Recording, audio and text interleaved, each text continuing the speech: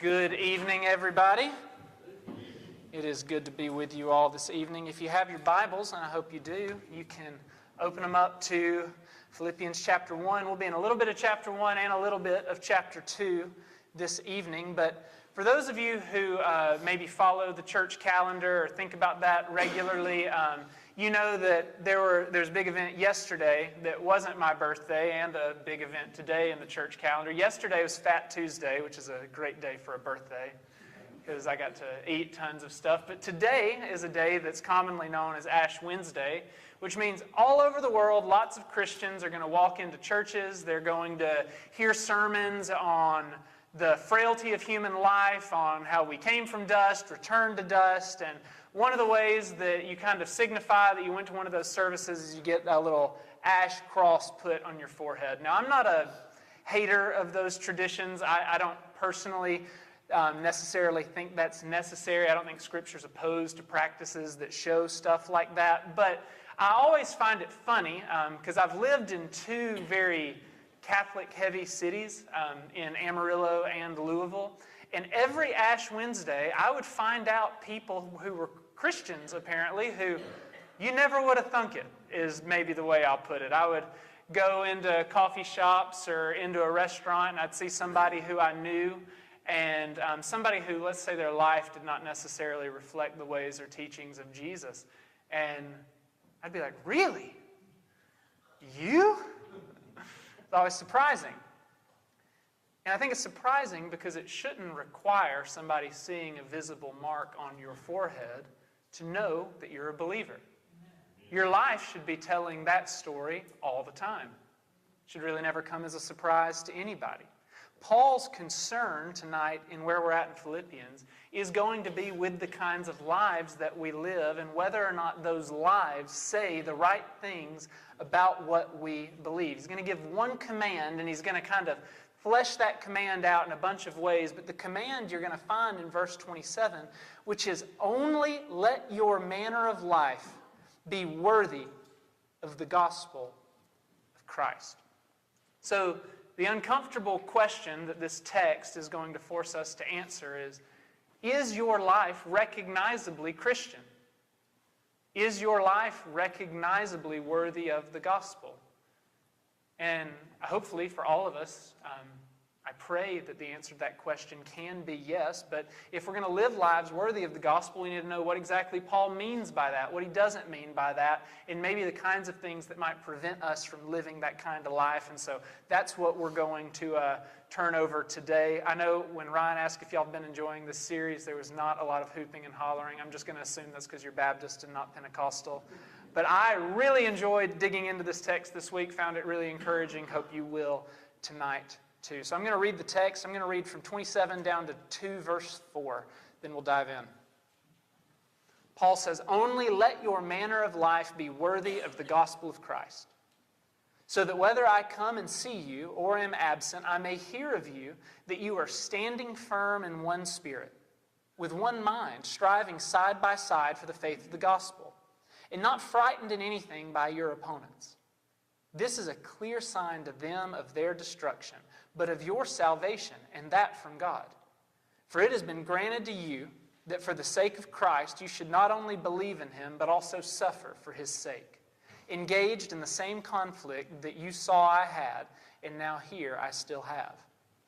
So, if there is any encouragement in Christ, any comfort from love, any participation in the Spirit, any affection and sympathy, complete my joy by being of the same mind and having the same love, being in full accord and of one mind. Do nothing from selfish ambition or conceit, but in humility count others more significant than yourselves. Let each of you look not only to his own interest, but also to the interest of others.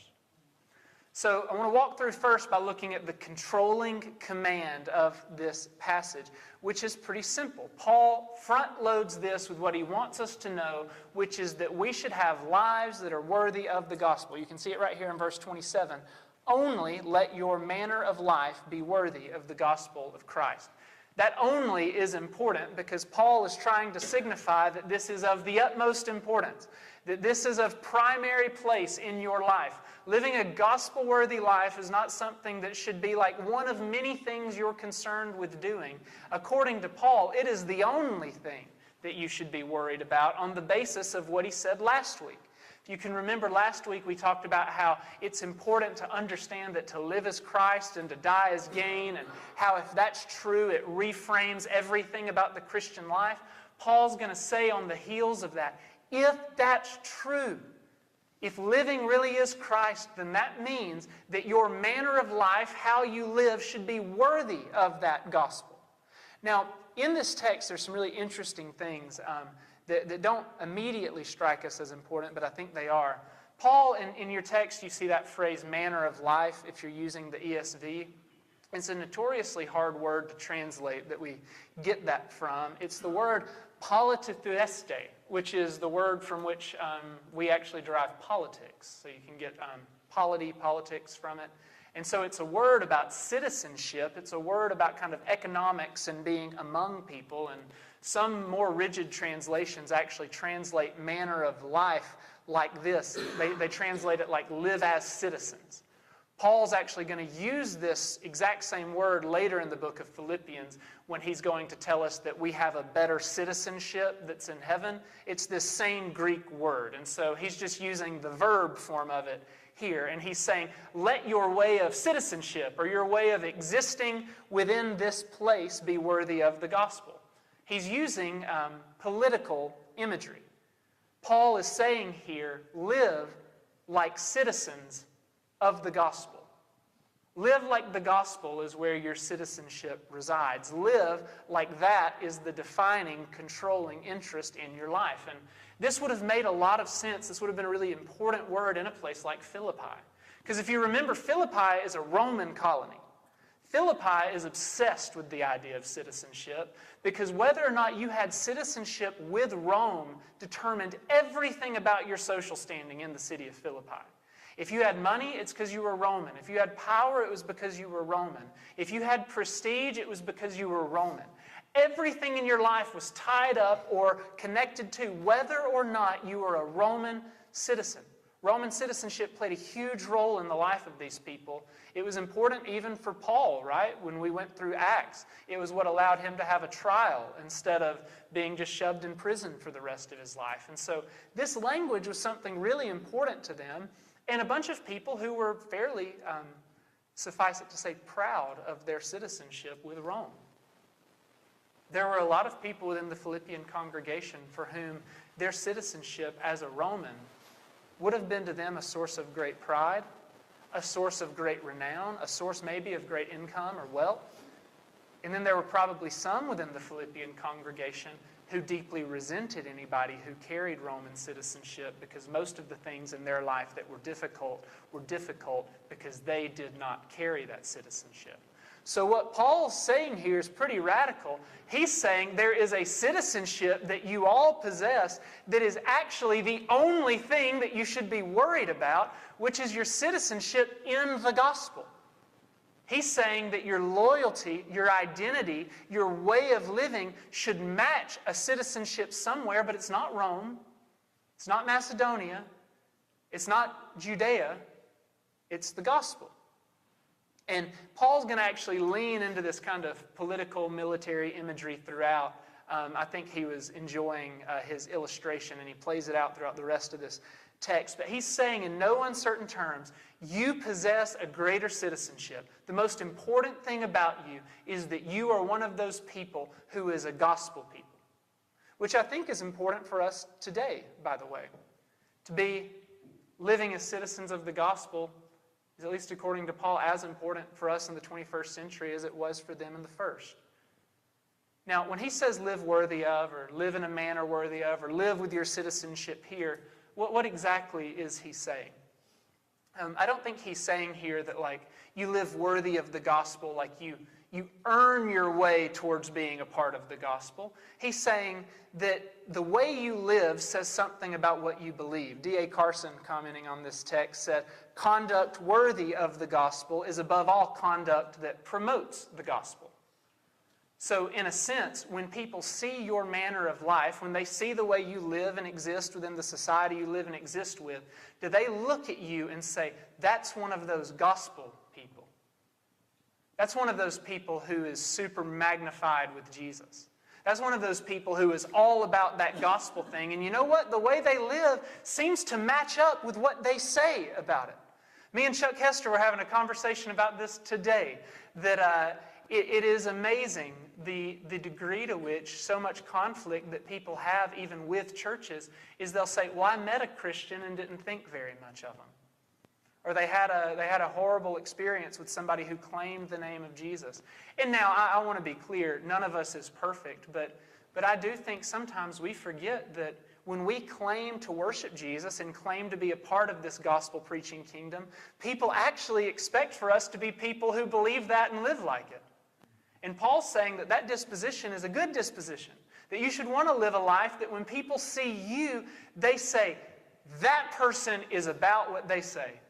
That person believes and lives what they say. And I wonder, when people look at you, whose life they say it's worthy of. Because we all live to magnify something, every one of us. And lots of us live to magnify good things. I don't think there was anything wrong with being proud of being a Roman citizen. I don't think there's anything wrong with being proud of being a Jew. But there was something deeply problematic with seeing that as the core of who you are. And so I wonder for you, when people see you, what primarily do they associate you with? Do they associate you with a particular school? Do you live a life worthy of Geraldine High School? Do you live a life worthy of your political party? Do you live a life worthy of your job or your friend group or your particular demographic? When people look at you, what gospel do they see you preaching? Where do they see you putting your hope? Who do they see you existing to make look magnificent? And Paul says that if you believe in Jesus, they should say, you know what? That person lives to make Jesus seem magnificent. And thankfully, I believe we have a church full of people who live this way. I brag on him all the time in sermons, but I'll brag on him again tonight. One of the people I always just think of with this is Steve Harper. He'll get mad at me for saying this, but we're at lunch the other day, and again, every time I go to lunch with Steve Harper, I'm reminded he's much more of a citizen of heaven than I am, because his number one goal is to tell that waitress about Jesus. He's asking how he can pray for me. You walk away from the conversation not thinking much about Steve. You walk away thinking about Jesus as a person living worthy of the gospel. And I think Paul says we're supposed to emulate lives like that. The question is how. And just like Paul, like most preachers, he's verbose. He tells us. He walks us through it. He gives us a definition in verses, really the last half of 27 through 28. And he leans into this military imagery. He's going to give us a definition, and then he's going to give us some threats to the definition. He's going to say, and we can just look at it right here, that when I come and see you, I may hear of you. And we know he's defining it this way because he's giving them the command and then saying, here's what I hope I see from you when I get there. So here's what I expect. That you are standing firm in one spirit with one mind, striving side by side for the faith of the gospel and not being frightened in anything. So in a sense, if you wanted to break that into sort of three headings, he's saying that living a life worthy of the gospel, living in a manner that matches your confession, involves faith, so standing firm. It involves unity, which is this one spirit, one mind, side by side. And it involves courage, not being frightened. So we'll just walk through each of those, because this is where the military imagery really comes out. This standing firm imagery was a Roman word for essentially digging your heels in and holding your position. Not giving any ground, not retreating under pressure, not breaking formation when the line gets tested. I mean, this standing firm is a very militaristic word when he says, I hope I show up in Philippi and see you people standing in the position I told you to stand when I left. That's what Paul says it looks like to live a life worthy of the gospel. And I think in the context here, it has some what you might call doctrinal overtones. He's saying that people who live lives worthy of the gospel really believe stuff, really know stuff, and are really comfortable following Jesus, even if the world around them is pushing in and saying, you need to change, you need to move, you need to step back, you need to get a little less rooted here. You should take 2 steps back, 1 step left, 2 steps forward, 1 step to the right. He's saying, no. Living a life worthy of the gospel means standing firm, a refusal to bend or drift or wobble, which reminds me that a lot of times one of the things people will make fun of Christians for, say makes us hateful or judgmental or bigoted or whatever, is that we have firm beliefs that we're unwilling to budge on. And I want to just tell you today that believing what God says, the way God says it, in the manner that God says it, does not make you unloving. It does not make you hateful. It means that you're actually living a life worthy of the gospel. Nobody ever lived a life more worthy of the gospel than Jesus, and he was not roundly accepted by the entire culture with which he lived. He was actually put to death for it. And so living a manner worthy of the gospel is not merely just being sort of going along to get along. It actually means being willing to stand firm on the truth that God has revealed. But you don't just stand firm by yourself to keep the military imagery. He says you do it side by side with other people. He talks about this unity, one spirit, one mind, side by side. If any of you, which I assume most of the men in here have ever watched a good historical movie with Roman soldiers, the thing that is just like symbolic of every Roman movie is those big old shields, and they get up and they put them down, and there's just a wall of them, right? You all know I think those movies are all epic. I love a good Roman movie. But they march forward with those shields, and they can shoot arrows at them, they can try to stab them, and it doesn't matter what happens, nobody can get through, because you know that the brother to the right of you and the brother to the left of you got their shields up in the same place. And so while you're standing firm, they're standing firm with you, and the sum of the parts is a lot greater than one.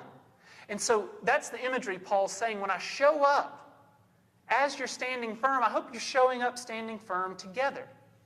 Now, unity is one of those concepts, I think, as Christians that we often, again, kind of misconstrue, because sometimes we take unity to mean everybody gets along about everything all the time, and that's what unity is. That's not unity. That's just people being like one another. That's why you can go to most any sort of just secular club in a place like Geraldine and typically find people who enjoy being around each other and pretty much agree on everything, because they're basically another version of the same type of person, right? Like, I'm not saying we're not all different in here. We're about to get to the fact that we are, but we're all pretty similar too. I mean, you look around. There's not a whole lot of dissimilarity in here, if you catch my drift. Right? I think I've mentioned this before, but, if my daughter's here, that might be some of the only dissimilarity we see that day. We're pretty alike. We're pretty alike in the types of jobs we work. We're pretty alike in the types of finances we have. I mean, again, some of you have more, some of you have less, but like, we don't have, Silicon Valley tech billionaires in here. We're all pretty alike. Graduated from the same schools. Have the same kind of degrees. Do the same kind of vacations. That's not unity. That's just being like one another. When Paul says unity, he's talking about unity around a particular goal, around a particular objective, much like soldiers in a fight. You take a bunch of soldiers on that shield wall in Rome, you may have people from 4 or 5 different conquered tribes in that shield wall. They might have different customs around Christmas. They might not even speak the same language by birth. They might be radically different in the way they were raised, the types of families they came from, the amount of money they have. But what they are united on is the purpose for which they are there, which is to hold the line or advance the position. And what Paul's saying is that when we together are unified, we're unified around one core goal, one spirit, one mind, side by side. It's like, even though we all might have lots of different opinions about different things, that when people see First Baptist Geraldine, or when people saw the church in Philippi, they could say, as though we had one brain, Those are people about one thing, and that's Jesus. That's what he's saying it's like to be unified. So unity doesn't look like us all liking the same stuff, enjoying the same things. It looks like us being on the same page about the mission. It looks like us being unified around Jesus. That's one people with one Savior and one cause. The third thing he says is courageous, so not frightened. This would have been an important military term, but if you're going to fight in the army, you got to be not scared when the fighting starts. You can't be psychologically rattled. You can't break formation. You can't mess things up. You've got to be willing to stand there even when the arrows fly and the swords start kicking. You have to be a little bit psycho, a little bit crazy. You know, I've always found, like, again, I love war movies, but I find, you know, I know why they draft 18-year-olds now. Because even now, Chuck told me yesterday I can vote now, so I appreciate that. But, you know, even in my advanced years, like, there's probably nobody telling me to, like, jump over a wall into gunfire anymore. My brain is developed enough to know I don't want to do that. You know, you can find somebody else to do that for me. But to be in the army, to be a soldier at this time would have required great fearlessness. And to be a Christian during that time and this one requires much the same thing. He's not talking about bravado or outrage or hysteria, but a settled confidence that if we really do have one set of beliefs, we are of one mind and one spirit, then we ought to be comfortable standing here even when the arrows fly.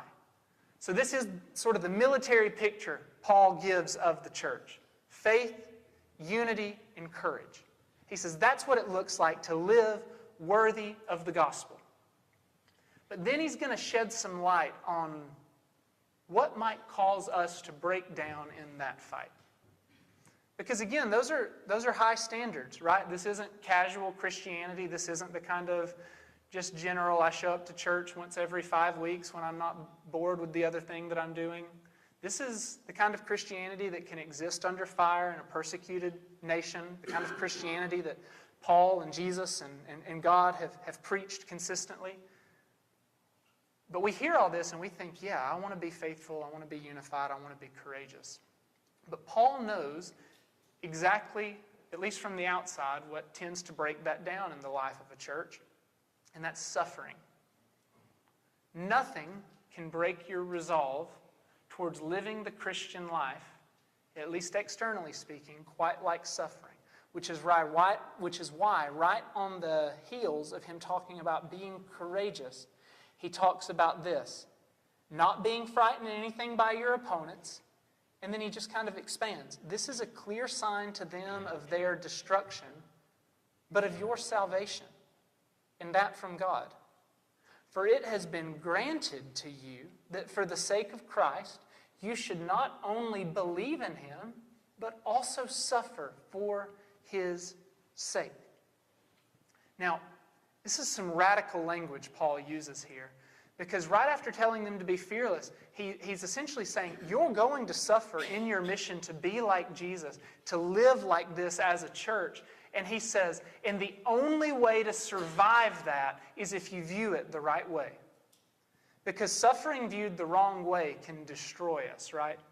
You know this even in your own personal life. There's nothing that can knock you out of the right spirit, the right mindset, the right way of living more than a little pressure from the outside. Suffering can tempt us to abandon our convictions when it looks like it might cost us something. Suffering can tempt us to abandon one another when we feel like maybe somebody doesn't treat us the way we want to be treated during our suffering or doesn't adequately recognize the nature of our suffering. Suffering can surely damage our resolve. Man, have you ever noticed that it seems like you get bad news at the worst times to get it? You know, the whole when it rains, it pours kind of thing. You're like, had it been a better week, I think I could have handled this better. But because I've been suffering all week and now I get this news, I'm going to handle it worse. Suffering has a tendency to break down all of the things that put steel in our spine. And Paul knows that.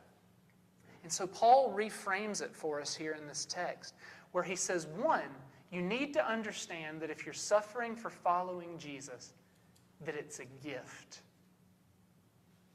Which that is not at all how we think about suffering. I can point to many instances in my life where when suffering hit, my first inclination was not to think, what a gracious gift.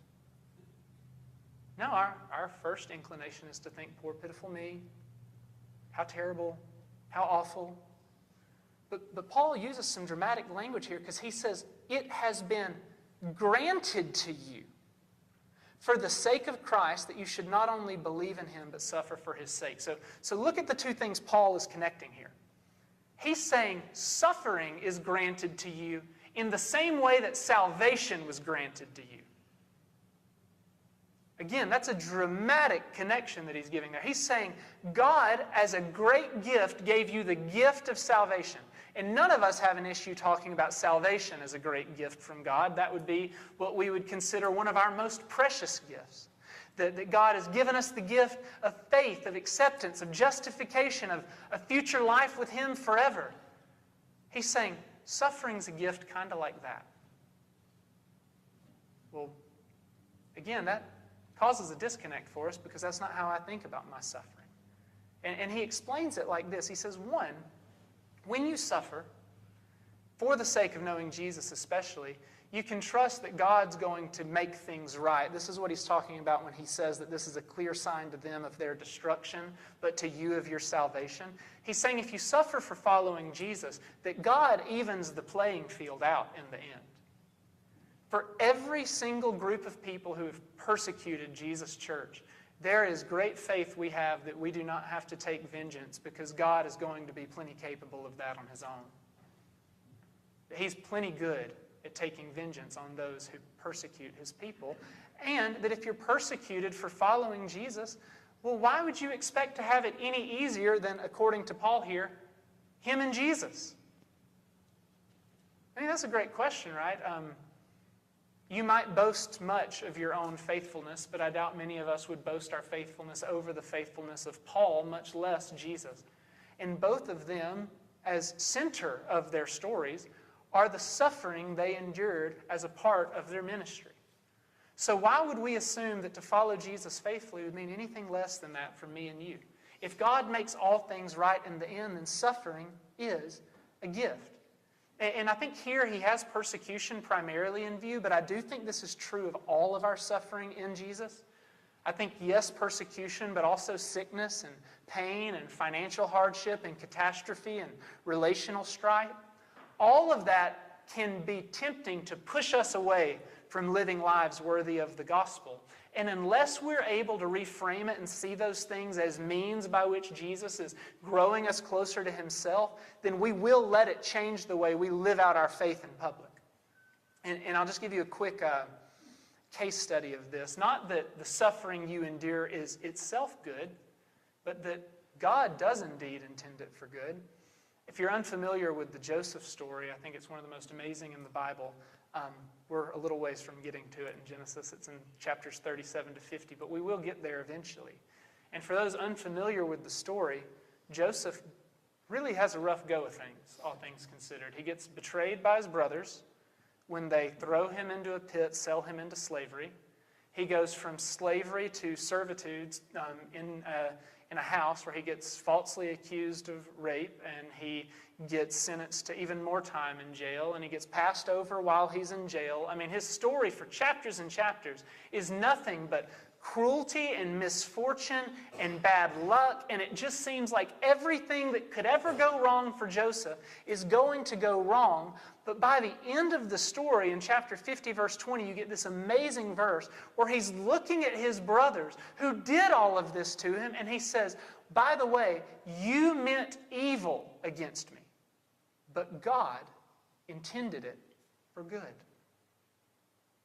So there seems to be some kind of category in the Bible for bad things really happening, and those bad things really being bad. We don't have to spiritualize it and make them good.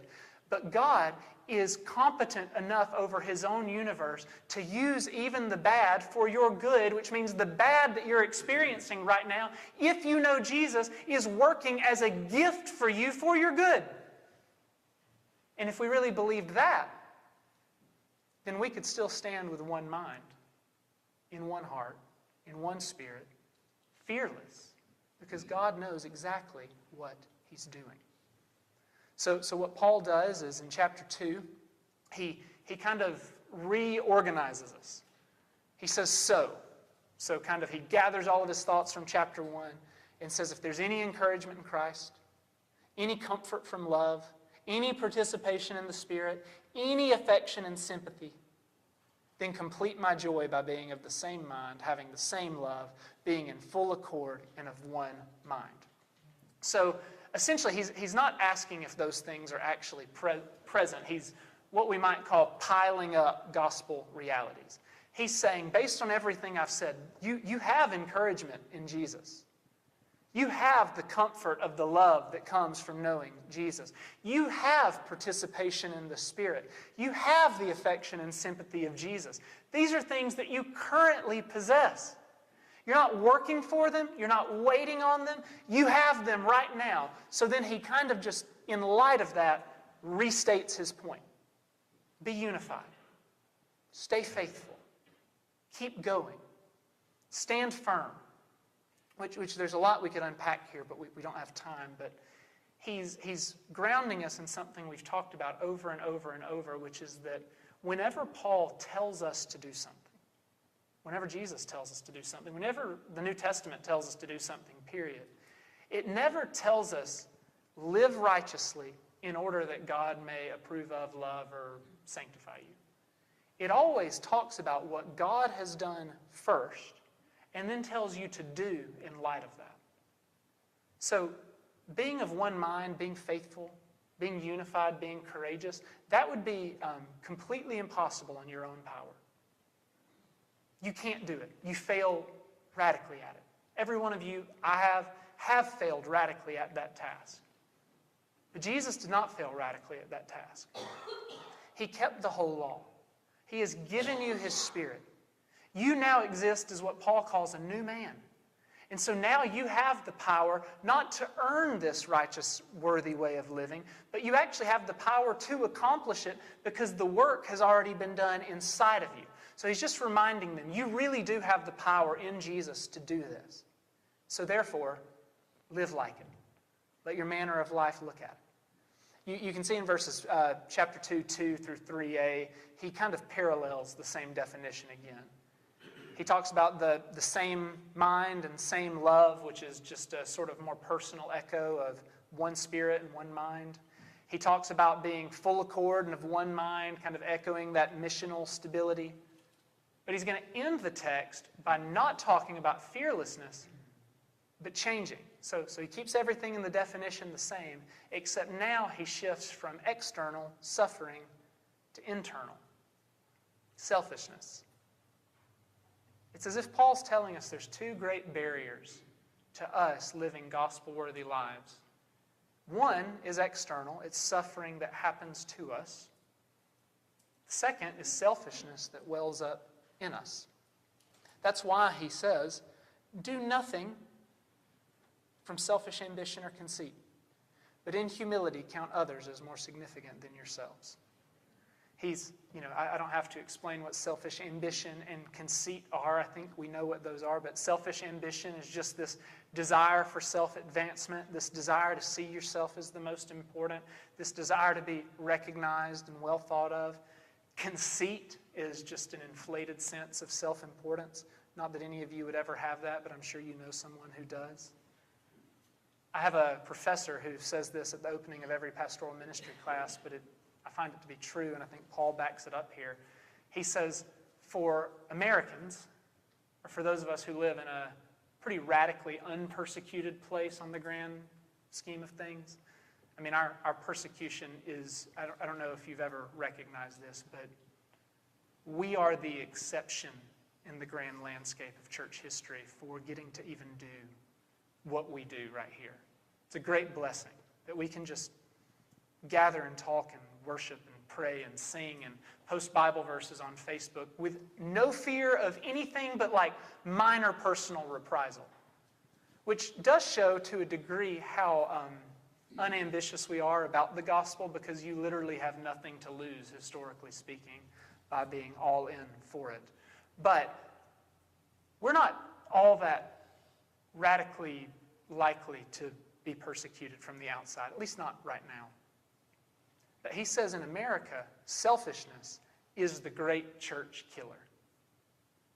What is it for First Baptist Geraldine that is the more likely, do you think, to disrupt belief, unity, and courage? Persecution or selfishness? I think it's undoubtedly got to be selfishness. Because that starts with me. That starts with you. That starts with us. We don't need anybody else to help us out with selfishness. We're plenty good at that on our own. Now, I think selfishness can look like a lot of different things, and we surely can't get into all of it. But you can almost always hear selfishness come out in a church context when somebody starts their complaint with I. And I mean that fairly without exception. Especially if you attach my two least favorite words together, I feel. Man, you know when you get an I feel that what you're about to get. And now listen, I'm chief offender here. Like this isn't a you problem or a them problem. This is an all of us problem. But we're all very tempted to judge anything and everything from politics to church to sports to friendships on the basis of me. What's in it for me today? So whenever you hear I feel, you ought to be very wary that selfishness has its head right around the corner. But selfishness is in essence electing yourself the VIP of the gathering. The very important person. The one who must be first. And if you think that nobody would ever do that, again, it's kind of like, being the crazy uncle. If you don't know the crazy uncle, it's because you are the crazy uncle. If you think I've never met anybody with that problem, brother, sister, watch out. But Paul's going to give us an antidote to this kind of selfishness. He says that we should count others as more significant than ourselves. This is another one of those coffee cup verses that people love, but this is a crazy command. Because if you really want to think about it, I tried to think hard about it this week. Counting others as more significant than yourself is really hard. Because I don't think about others near as much as I think about me, and I doubt you do either if you're honest. And the trickiest part of counting others as more significant than yourself, and this may be something, y'all may judge me for this, sometimes it's really hard because you really do think that you're just a little bit better. Right? If you're honest, the reason it's hard is because if they just knew what you knew and thought like you thought and had your wisdom, then they would do the right thing. So it's really hard to count them as more significant than myself because, dadgummit, I am more significant than they are. Or at least I tend to think I am. This is the reason so many of us in any type of conflict turn resentful. We seethe, we explode.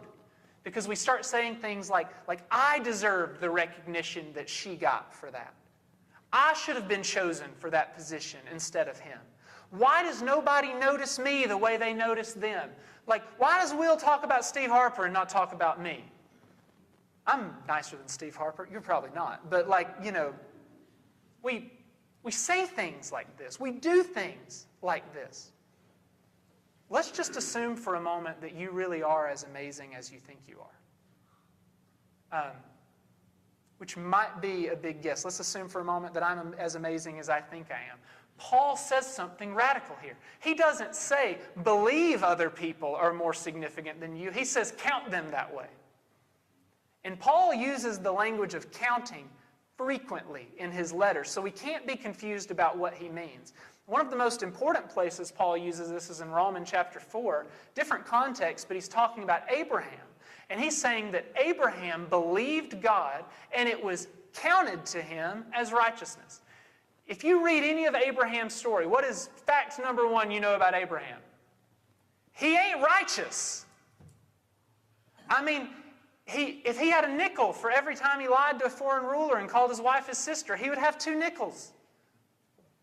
That's just twice, but it's probably more than it should have happened. Abraham can't get pregnant through his wife, and so they hatch up a plan. What if I just got a prostitute and had an illegitimate child? That would be a way to do it.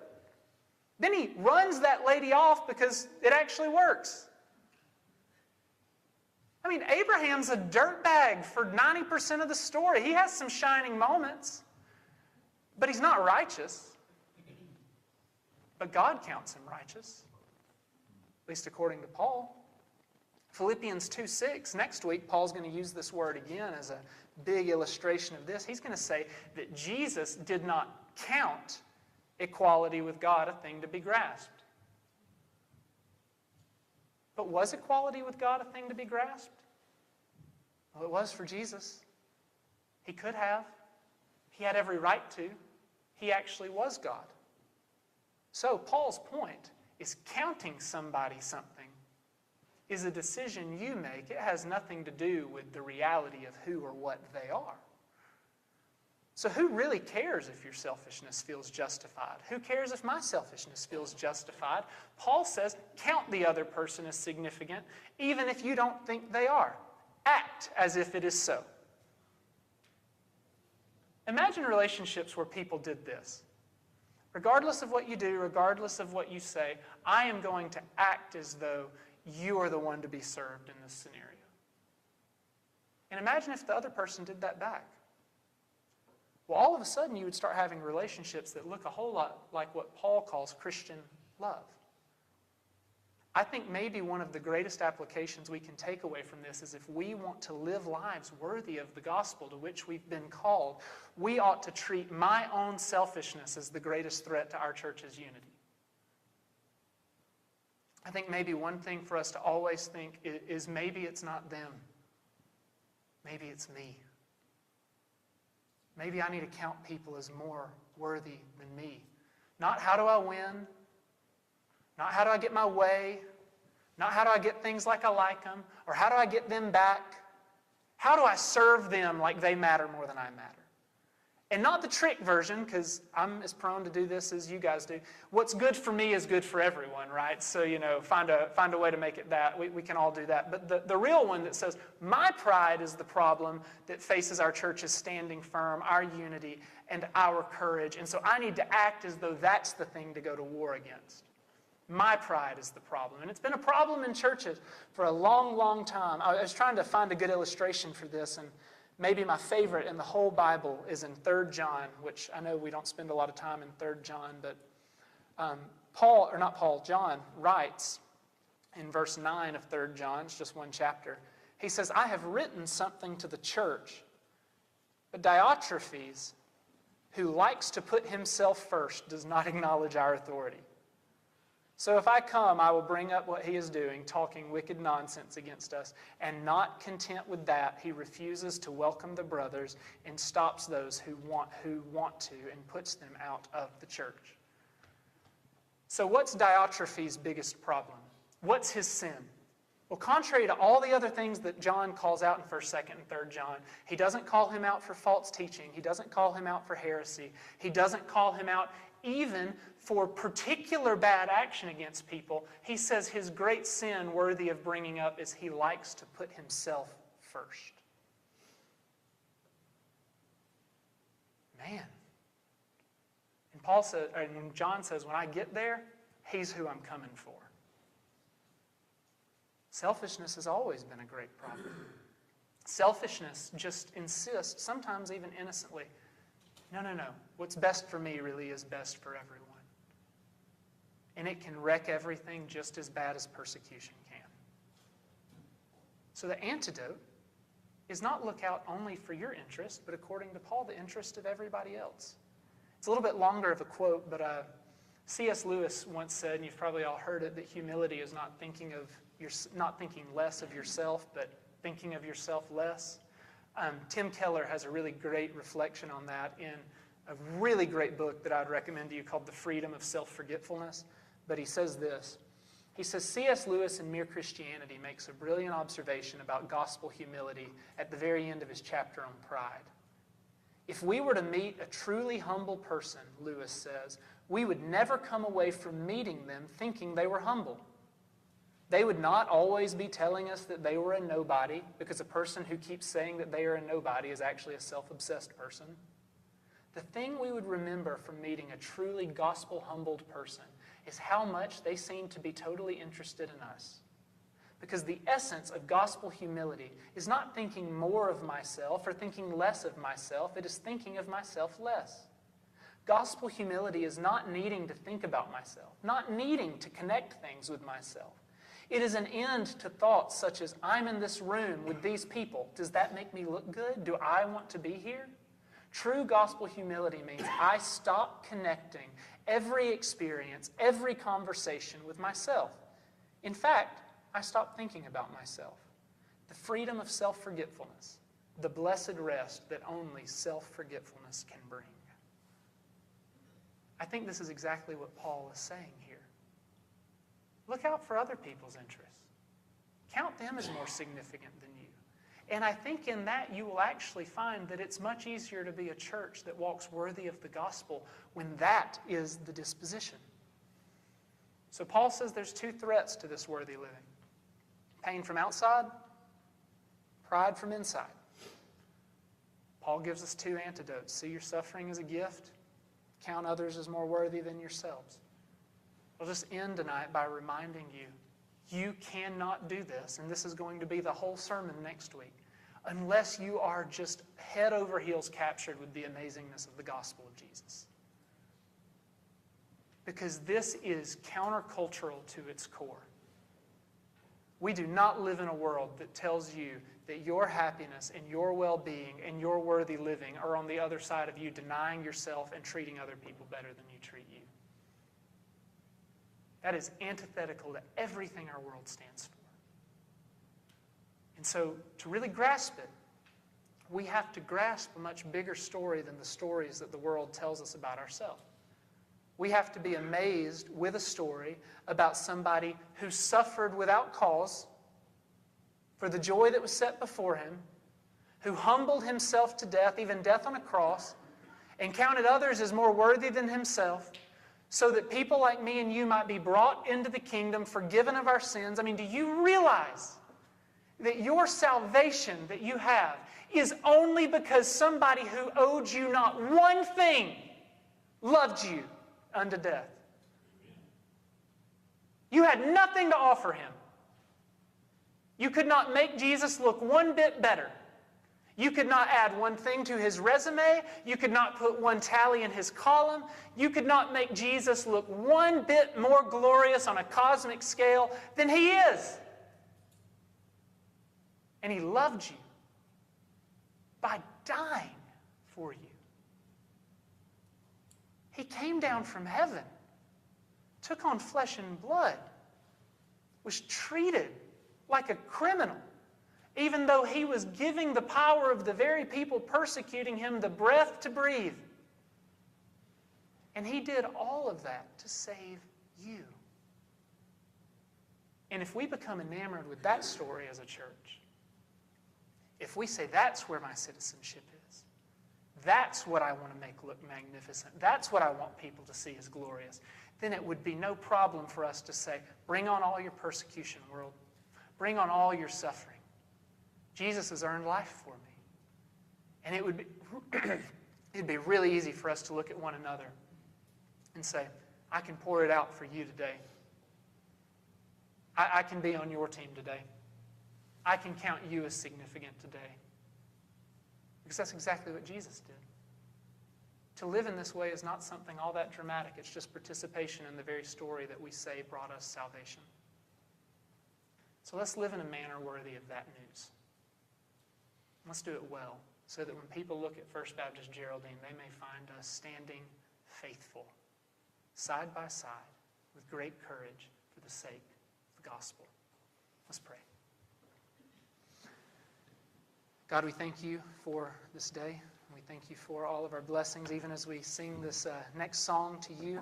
Help us to be reminded of just how great and magnificent you are. Help us turn our eyes to you and help us leave this place a little bit more just absolutely engulfed in your story than we were when we got here.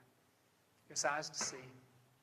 Give us hearts that live lives worthy for you. We ask this in your name. Amen.